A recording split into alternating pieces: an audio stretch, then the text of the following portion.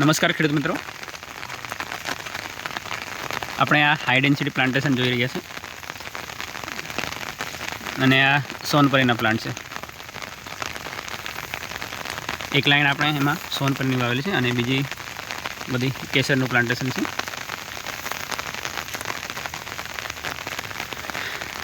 આમાં ખૂબ સારી નવી પિલવણી આવી ગઈ છે, આપણે જોઈ શકીએ છીએ એની અંદર.